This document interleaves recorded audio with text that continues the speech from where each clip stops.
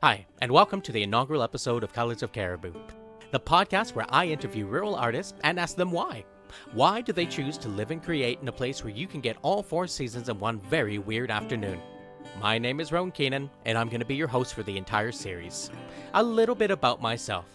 I was born and raised on a small farm just outside of Williams Lake, BC, and after high school, I decided to go to the prairies to become an actor.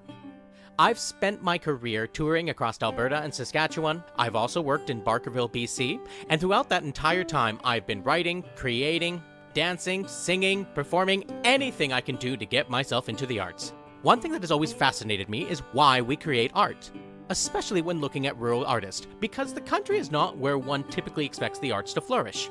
But through my journeys, I've experienced and seen so much creativity that I just had to talk to these types of artists.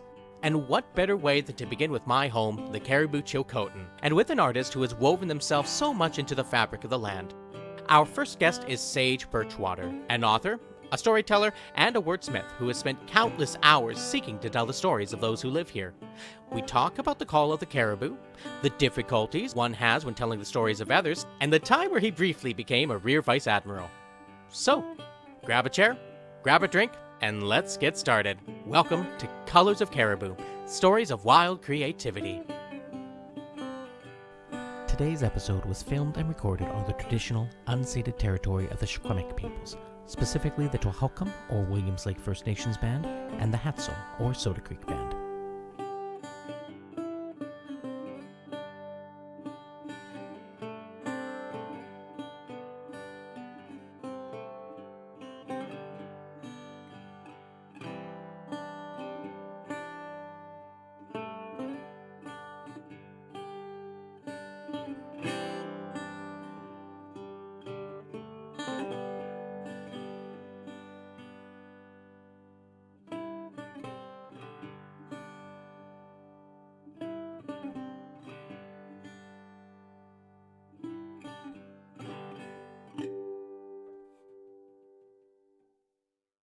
Why don't you tell us a little bit about yourself, Sage? Well, I've been here 51 years, Rowan. I came in by happenstance. I ran into an old buddy at the Easter Bee Inn in Vancouver, John Henderson, and he was an old university buddy from University of Victoria. And he says, "Oh, what are you doing?" And I'd been hitchhiking around North America for 2 years. And so I said, "I'm not doing anything particular." He says, "Come on up to Williams Lake with me. I just graduated from UVic and I'm going to take my stuff to my dad's and going to go to Europe, travel." And was this in the 19... This was 1973. Oh, 73. Oh, okay. Yep, 73. And so I came up here with John, and we ran into an old friend of his from high school, Virginia Carswell, and she just got a government grant to hire a whole bunch of young people, a dozen young people, to run a crisis phone line. And so she offered us jobs, and I took the job, John took the job, and I never left. If I remember some of the history right, you did start, and so you came here and you worked at the Caribou Friendship Center, correct? I did later on. Later on. Oh, okay. Yeah, so you started with the crisis hotline there. Was that so? The hotline was in Williams Lake here. It was. Oh, okay. I didn't know that. Yeah. So that was our day job, but on the side we started a bunch of other stuff. Yeah. John and I and this guy Rob Diether, who is part of Seeds down in 100 Mile now. Mm-hmm. And Rob was only 19 and I was 24, and we, we're just trying to think up interesting things to do. We were the part of the counterculture, of course. So we started a youth hostel. We got a government grant for a youth hostel and started in our little shack down there on Mackenzie Avenue. And then we invited the food co-op people to come. Oh, okay. The and that Big was Country Food Co-op in 1973. Oh, okay. So you came here just on a, I mean, I don't want to say just on a whim, but like... It was totally on a whim. Okay, so you came here on a whim. Well, I was looking for a home. Yeah. You know, I was 24. I'd been traveling around North America for 2 years and exploring things. I was in Toronto, actually, and I actually heard about the Caribou-Chilcotin. There was a great big event that happened here, an inquest into the death of an Indigenous man. His name was Fred Quilt, and he died after an encounter with the RCMP. So there was he needed to flush that out and find out what happened and so on. So it became the news of the underground. And so I read this story about the Chilcotin, and I was impressed. I thought, whoa, these people still ride horses. They cut hay by hand. Sounds like a place I'd like to go. And we've been researching, we've been delving into all the possibilities, all the belief systems, all the cultural things, the religious things, the social things. And now, we had all these theories. I mean, and so it was time to put it into practice. So I was looking for a home, and I heard about the Chilcotin. So I headed west and ran into John. That seems really reminiscent of just reading about everybody who's come to this part of the world here as like people wanting to, again, not just find a home, but to find something new adventure, new kind of ideals, new kind of just things to try out. Like I read the accounts of what happened with the gold miners in Barkerville. I read the accounts of people like Tan Phillips, like Corky Williams. And yeah, it kind of felt like because you probably didn't know about those folks when you came here when you first came here.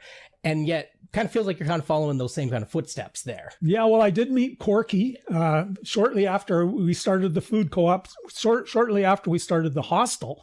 And Corky came to town, and he needed some people to hay for him. And so part of our gang, this guy named Dana Langley, went out with Corky to work on his hay crew. And so that's how I first met Corky. So you just jumped in here, came here, and were like, yeah, I'm just gonna be a part of the culture, gonna be a part of the world, and which is interesting to think about, because we don't really, like, I know folks from my generation or like from my age, we don't really have that much of an opportunity to do that. I mean, as much as I'd love to do that, I mean, it's things have kind of those are the changes. Yeah, I guess that's just modernization. One of the Chilcotin stories I heard about in Toronto was Chiwita, the woman that lived outside. And there was this description of her living outside under a tree all winter long, all year round. And that intrigued me. So when I lived here for 4 years. And in that time, I bought a horse and I bought a trap line out in Tatla Lake. And then eventually moved out there in 1977. And Chiwita was always in the back of my mind as this sort of idyllic person that I could aspire, to get inspired with, I mean, we hear it so much, but like, getting back to the land, getting back to your roots, and it's not an easy life. I mean, you didn't have internet, you didn't have cell service, running water probably wasn't a huge thing there, especially because were you the first one on your trap? Well, we had running water. You get the bucket and you run down to the creek and run back. But yeah, we didn't want that. We wanted the simple life. So just simple systems. Yeah. A wood fire, a stove. And so like for yourself, you came here with the intentions of just like kind of getting back to the roots, kind of getting back to putting in practice some of these theories that we've been kicking around for a couple of years, meditation and just, living in a harmonious way with other people. So we lived communally, and I lived on a commune out close to where you lived, I think. With the seeds, with the Oakshire Organic Farm on the Borland Meadow. And from there, I went out to my trap line. And I needed to go to a wild place that wasn't touched by humans. Yes. And I found that at the trap line, the grizzly bear and the cougar tracks going down the same trail as I was going down. Ooh, do you have any good tales, grizzlies or cougars? Well, yeah, I do. I walked in their trails and they walked in mine, and we lived harmoniously together. It wasn't a conflict. I wasn't afraid, and I tried to show respect to their homeland, and they respected me too. Yeah. And so how long were you living that life? Well, I was 8 years on the trap line, but I was 24 years in the Chilcotin, But as an artist, so what is my art? My art is words, which is interesting because George Clooney, his big quote for the artist being the important person in the society. Well, what the artist does is express what isn't in words, which is beyond the words. And I'm the word I'm a word artist Yeah. in that I use words to describe stuff that people don't normally see or perceive, and I try to bring that out. And anyway, that's how I started my literary career. I started writing pieces for the Fed Up Food Co-op's newsletter. I started writing pieces for the Smallholder magazine, and then I had a column in the Tribune. Diana French was the editor then, and I went in there one day and I wrote a letter to the editor. I says, "Well, did I change the world with my letter to the editor?" And she said, "No, but why don't you write a column once in a while?" Okay. And so I started writing a column, and for a whole bunch of years I had this. I could rant and rave about whatever was going on. Because was that something that you were doing right along, or like when you came here you were writing, or is that something you kind of picked up a little bit after you had come here? Actually, I took a literature course at the University of Victoria with Robert Sward, who was a poet, and he really inspired me. And he says, write down what you're doing, like keep a journal and express what's going on. And it took me a long time to kind of get the handle of use as few words as possible, kind of thing, like Kurt Vonnegut, And anyway, Robert was a real inspiration to me to start keeping a journal of my travels and stuff. Okay. Yeah. So that was kind of in your back pocket the entire time there. And then. Yeah. Well, it was Diana French, of course, she lived out in Anaheim Lake and in different places in the Chilcotin, met her husband in Chesapeake. So she had an appreciation for life on the trap line. I take a picture of a beaver cutting, and just an interesting thing way off in the bush. And she saw the value in that and published my photograph. She actually gave me a camera. And so I had a tool, Yeah. So that's kind of how you got into the photography aspect. That's of stuff. right. So yeah. Sometimes the universe just makes things fall into place for you. Well, I think I kind of believe in the serendipity like that. Like you're sort of guided along, and I came to Williams Lake by happen chance, but it was almost like I was supposed to be here, that kind of thing. So when you started making the transition to more local history, what was kind of the inspiration for that? Was it just the people you were working with? There was an old timer in Tatlico Valley who ran the post office, Harry and Fran Haynes, and they called themselves Coffee House. Their CB handle was Coffee House, and so we'd go and visit with Harry, and he would tell these stories. He's sitting around his kitchen table. He'd be telling stories about Eagle Lake Henry and about all the characters that he knew. And it became very interesting to me. And in fact, my last book, I have a whole chapter of the Haynes family. He really got me going in terms of seeing the value of recording these stories before they're lost, because they disappear so quickly. And this comes back with the work from Barkerville, that because for myself, part of my work, we were hired to be characters. We were hired to be, but not just characters, people who actually lived in the town. And I know for myself that was at one moment really interesting, really awe-inspiring in some ways, because you're actually being somebody who was here, who lived, who had hopes and dreams and things. And at the same time, I was really intimidated by it, because you're actually being someone. You're telling somebody's story, somebody who no longer is here. Yeah. Did you ever struggle with that kind of stuff? Yeah, well, I did, because you're never going to get it right. And you have to be honest with yourself and realize you're interpreting. Even when I'm doing a memoir with somebody, I'm still interpreting. I try and let them tell the story as much as possible, but you're still interpreting. If you're trying to act out who Billy Barker was, you're still interpreting what you think he was, and you have to understand, well, that's part of the game, and just accept that, for the longest time I was trying to be so perfect, trying to get exactly what happened, and 4 people watch an accident, 4 people watch an event, and we each have a different perspective, and you just have to be okay with that. Well, and one lesson that it took me a long time to get it fully ingrained into myself as a performer and a creator, was that no matter what you do, you're always going to be you. No matter how much you get into a character, there's always going to be a tiny part of yourself that's you, because you can't turn that off. Mm-hmm. And that's something interesting. I never really I've applied it mostly to theater, mostly things like that. But thinking about like in terms of storytelling, yeah, you're in here, you're observing it, you're writing it with your own view and opinion. That's true. And fortunately, it sounds like and this is actually one of the things I really appreciate about the stuff that you've done, is that you have a way of like drawing people in, like by just making it feel like, because when I'm reading your stuff, I feel like I'm sitting there with you, talking with you and talking with the person the stories you're telling about. So I had this job, this routine job. I'd cover city council and try and stay awake and write down what they say, and lots of really interesting jobs as a reporter, but it had limitations. There's certain things you could say and certain levels you just had to stay away from. So then I met a friend in Yalakom Valley near Lillooet who started this little magazine called Lived Experience. So I started contributing to Van Andrus's Lived Experience. And the first story I actually wrote was Jerry Laborde's funeral, kind of a memoir to him. Like he passed away in 2005, 2004, something like that.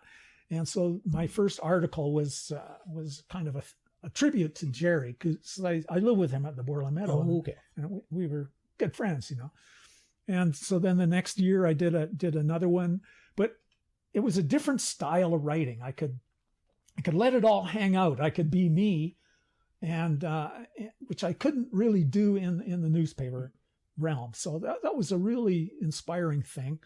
And this other little magazine called The Smallholder, where living on the trapline, we would write about our everyday things that we did, putting a roof on a cabin or milking a goat, tanning a hide. When it comes to talking about this kind of stuff, I guess the big question and big reason why I'm having you on the podcast is why? Why is it important for these kind of things to be talked about? Why is it important for you to talk about them?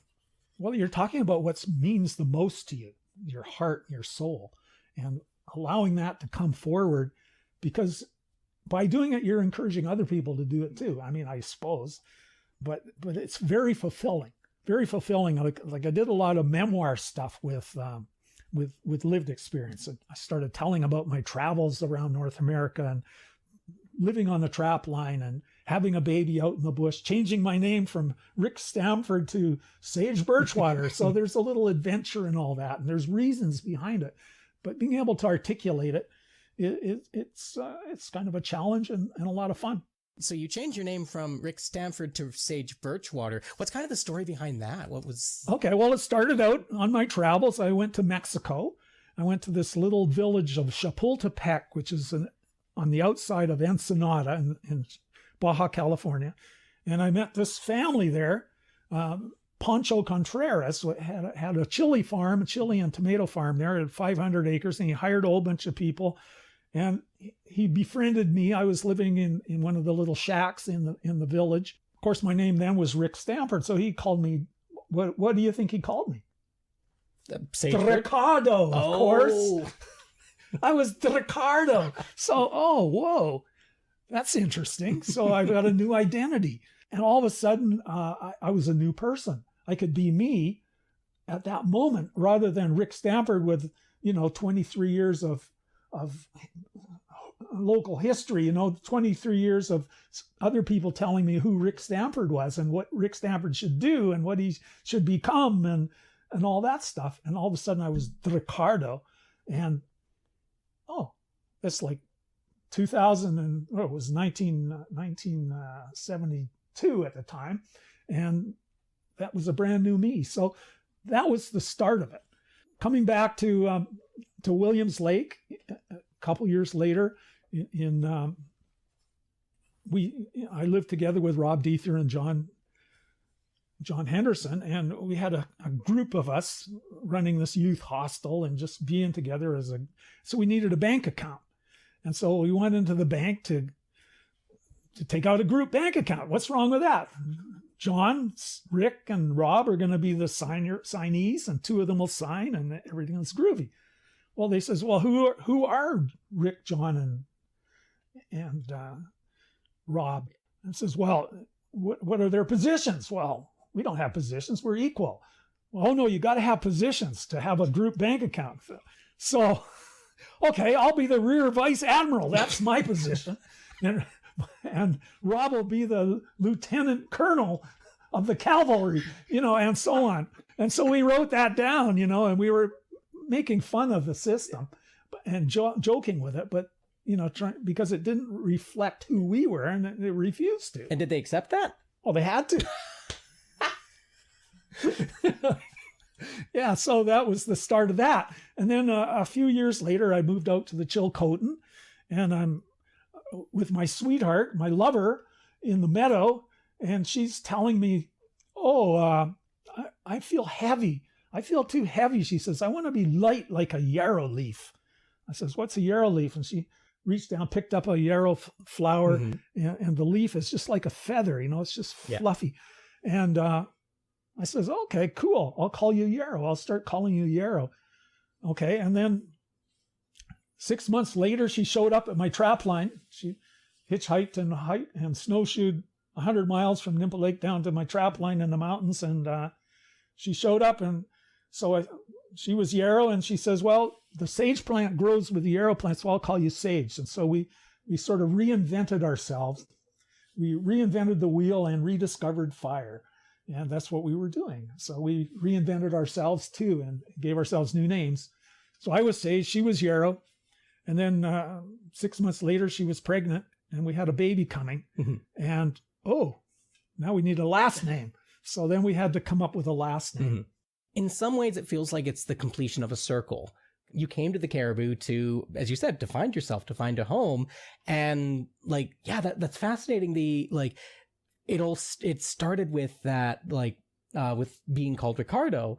And then it's like, yeah, you know what?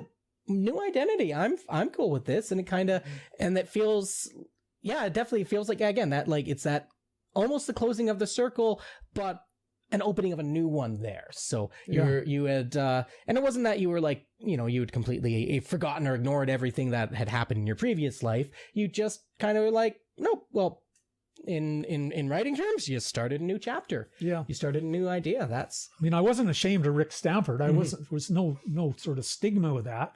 It took my parents a little while to kind of come around to, but they did, my mother did. And you had finished with that name. You've done, it's like, nope, I've done what I've needed to do with this name. This name has served its purpose. It was a good name. Wow, kind of like a pair of really good boots. And it was a 70s thing. Yeah, too. It was a 70s thing. Yeah. What can I say? I don't know if I'd do it again, but it was a 70s thing. Well, people people are getting a lot more fluid with changing their names, changing their identities, which I think is great. I think people should have that opportunity and be able to do that. Well, we named our children as we wanted as well. So Juna, my oldest boy, we called him Askai Juna Birchwater. And our second boy was born a couple years later. He became Chinook Chindi Birchwater, and they were both Chilcotin names. Yeah. Anyway, somewhere along the way, their mother and I split up, about 8 years later. And so they ended up changing their names. Yeah. What's cool for the goose is cool for the gander. Yeah, exactly. So anyway, so Juna, instead of being Askai Juna, he became Juna Glenn, or Glenn Juna. And Shiny became Shiny. I want to touch a little bit more about your connection with the Caribou. Was it kind of this love at first sight thing? You came here and you're just like, this is the best place ever? I think I was intrigued by the mystery, especially of the Chilcotin. It was this huge mystery. There was a woman out there living under a tree, for one thing. And it was a wild place, that you drive out the road there and it was almost like it went forever. You didn't think about it turning into another, Smithers or something on the far side. It just sort of went forever. And that's before all the logging and all that stuff came in. So it had that sense of mystery and intrigue. And the Caribou, of course, had its wonderful characters, the Caribou-Chilcotin, wonderful character, individuals interesting people. Of course, there's always the downside of things. People are intolerant.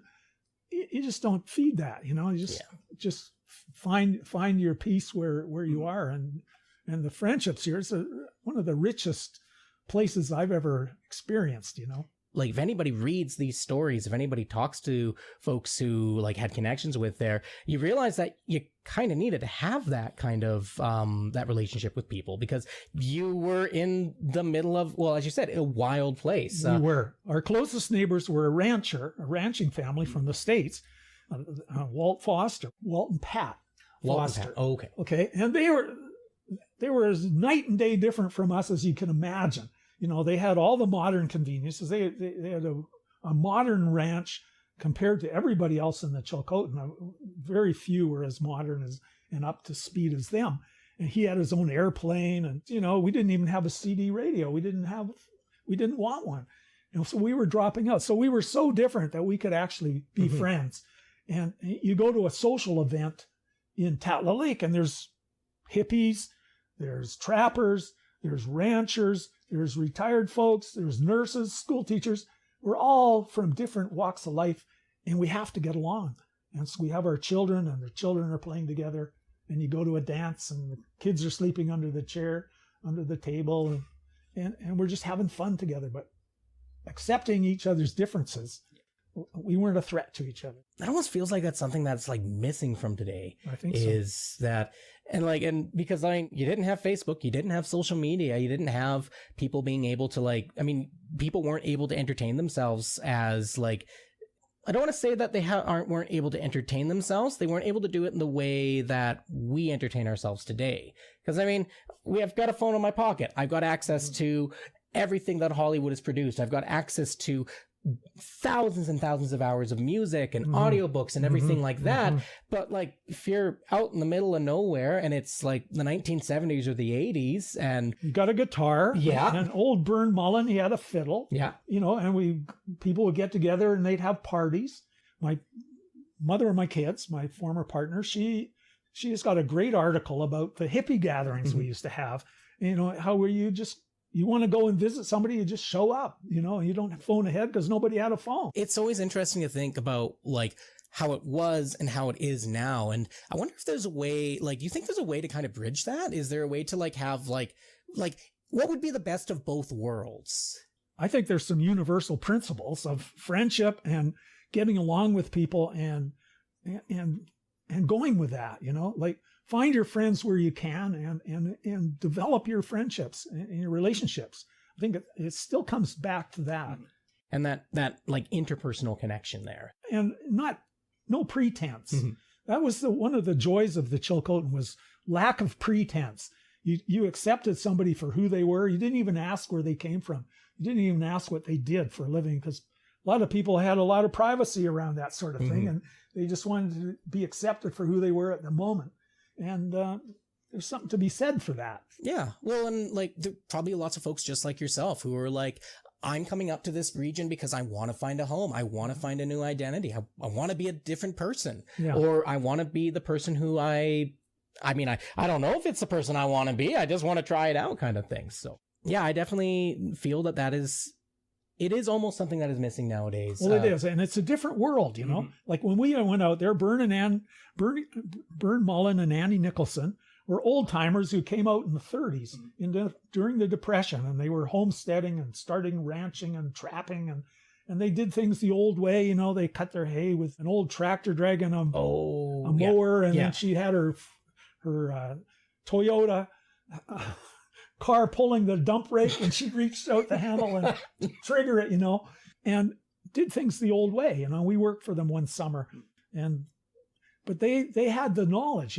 we were running a trap line, and they told us, well, this is how you trap, this is where you make a set, this is how you catch a marten, and then we took it further than that. We got some books about how to do different things, and we started tanning all the fur we caught. We tanned it.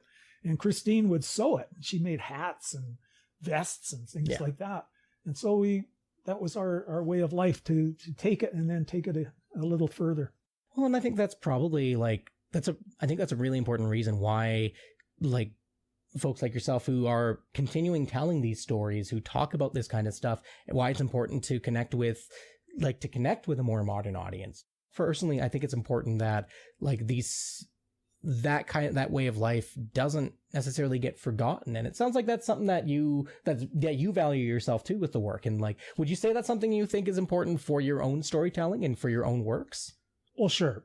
Yeah, like I'm working with an 89-year-old woman right now, helping her tell her memoir, and it reaches back into, I mean, she grew up on a meadow by a sket, and her parents only had horses, and that's the only way they travel. They travel all the way to Quesnel with horse and wagon, and over to 100 Mile with horse and wagon, and that's all she knew. But the values that she learned from her dad and her mom are priceless. I mean, the value of hard work, the value of like community, and the value of like relationships. Like, as you said, it's universal. It's something that we all have the capacity to do.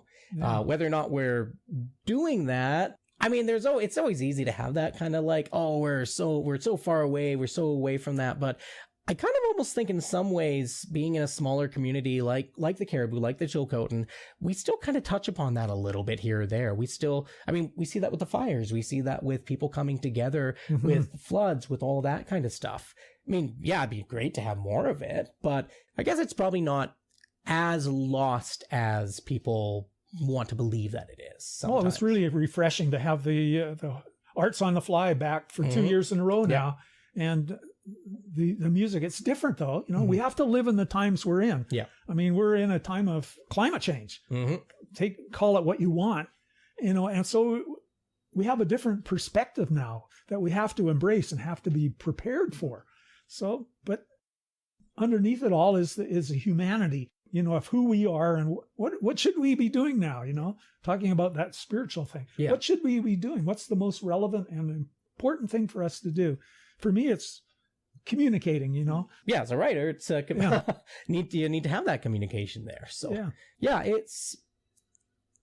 we definitely do. Again, there is that doom and gloom idea of like, yeah, we're all doomed, it's all happening there, but people are still working to try to fight it. People are still working to try to just survive and just live and do what's right with people. Yeah. So, you know what? Let's talk a little bit about like the actual connection you have to the Caribou. And like your art, your creations like are so intrinsically tied to the Caribou. It feels hard to think that like, oh, like how has the Caribou influenced your work or like your creative work? But it kind of is your creative work, isn't it? Well, I was in Wells. One of the fun projects I did was working with Chris Harris and producing this book on Fly Over the Caribou-Chilcotin. And we were in Wells doing a book launch. I got to describe why I think the Caribou-Chilcotin coast was an entity rather than just three separate places. And it's the Grease Trail, because the Grease Trail goes from Quesnel all the way to Bella Coola. And it was a corridor of communication. So you had to get along with your neighbors. And yes, there's differences between the Decal, the Carrier, and the Chilcotin, and the Shuswap or the Soquepim. There's differences. And the Newhawk at the Bella Coola end, there's differences, radical differences in culture, different perspectives on the world. But it was a single entity in a sense. It was an overall entity, which I identify with. So I'm living in Williams Lake, and I think of the Caribou-Chilcotin coast as my home. Yeah. So like you were working on this book, you were working on there, just kind of, again, just showing the interconnectedness of like this entire region as a whole. Well, I mean, you could say BC as a whole, but especially this region here too. Yeah, this region had that link, and it was the Grease Trail that sort of linked it. One of my favorite places in the region is Anaheim Lake. And why is that? Okay, well, Anaheim Lake is a community of Decal, or Southern Carrier, and Chilcotin, and it's right on the border with the Newhawk. So there's three nations right there in one community, and there's a lot of intermarriage, so that there's a presence there of all three nations. You go further up to say Stewart Lake or Nacausley or anything like that. And the Decal, that's their homeland, and they're right in the middle of it, and the neighbors are far away. So then they start their traditions, and it's either a matrilineal or patrilineal, and they're very fixed in this is how things are done. Okay. You get to Anaheim Lake, you can't say that because the Chilcotin guy is right over there and you're the DeKalb guy, and they're going to have a difference of opinion. And the Newhawk guy is going to have a difference of an opinion. And so there's a humility that gets fostered by that being on the borderline with each other. And I found that very refreshing. I worked for several years with the Algacho people, and they invited me to help them create these 3 books on the culture and traditions and stories and stuff like that. Yeah, you really came here and just became a part of the Caribou with the peoples that were here, with the settlers and everything else like that afterwards too. So to go back to some of your other works, like with Chiwita, you did a collection of stories on her. Yeah, I got lucky. I mean, she was always my inspiration to come here in the first place. And then while I was living in Williamsburg, I'd always looking across the hills and thinking, there's Chiwitas out there somewhere. Anyway, I got lucky in 1988. I applied for a Canada Council grant, and I got a grant. So I could live for 2 years researching Chiwita's life. She had passed away in 2 years earlier, in 1986. She passed away. So I went around and talked to all the people that I could find that knew her. And one person would say, well, you should go talk to so-and-so. So I'd go talk to so-and-so. And then they'd say, oh, you should talk to so-and-so. And so it just one thing led to another. So I had about 100 different people, half of them being Indigenous, half of them non-Indigenous. And all these different perspectives of Chiwita, of who she was. Because I never did ever meet her myself, Sounds like she was almost this part of the mythos, part of the legends of the Caribou-Chilcotin totally here. It's a very much of a legend story. I mean, if you get up close and personal, it might not look so groovy. There was hardships that, and difficult things that she endured. She suffered a terrible beating from her husband, and it sort of triggered her to move outside, never want to be in a building after that. But in my research of her, I got to meet her family, her granddaughters, like Rita Meldrum for one, and the Lulua clan, How does that feel to be a part of that? It's a privilege. Yeah. It's a privilege, yeah. And so it's a sacred privilege. I treasure it and I honor it and hold it dear, hold it close. You're perpetrating the story. You're making sure that her tale is getting told and that she's not forgotten. And then by that, it turns into something more. I mean, who knows, 20 years from now, somebody might pick up your stuff and make a movie about that. Oh, they should. And it kind of touches back to what we were talking about earlier about having that kind of responsibility to the people that you're talking about, to the story, or being a storyteller. It's an interesting and really a different challenge than I would imagine to think. Because I think some folks would probably just assume, oh, you make something or you're telling somebody's story. It's just here. It's just there. It's all fine. It doesn't matter. You're just saying facts. You're not putting creative input into that. And I don't think that's very true. Yeah. Well, you make a relationship with all the people that are telling the stories. So Euphrasia William from Sidell Dell, for example, you gain her trust. And I knew her a couple of years earlier in Williams Lake when I worked at the Friendship Center, and I ran the shelter for people on the street. Yeah. And she was one of the people that would stay. I'd see her in the Ranch Hotel, and she was my dancing partner. I called her my dancing partner. We'd laugh about that. Yeah. We had a friendship and a relationship like that.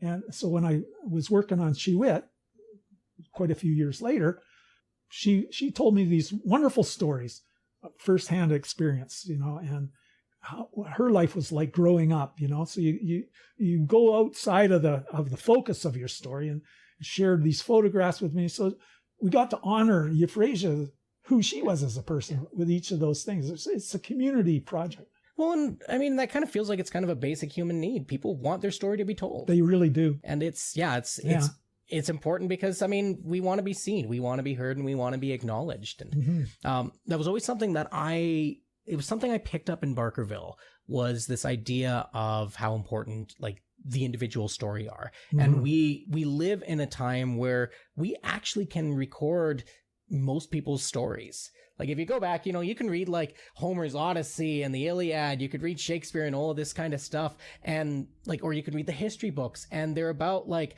the greats, the legends, the great kings, the great queens, the warriors, the soldiers and all that stuff. But you don't But who are they? Yeah. Who are they? But you also don't hear about the people, like the average people who, honestly, most of us probably would be. I'd love to think I'd be some great king or something like that, but chances are I probably would never have done that in history. But think about this, Rohan.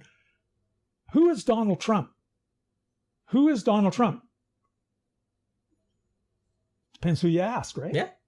And you're going to have 50,000 descriptions about who he is.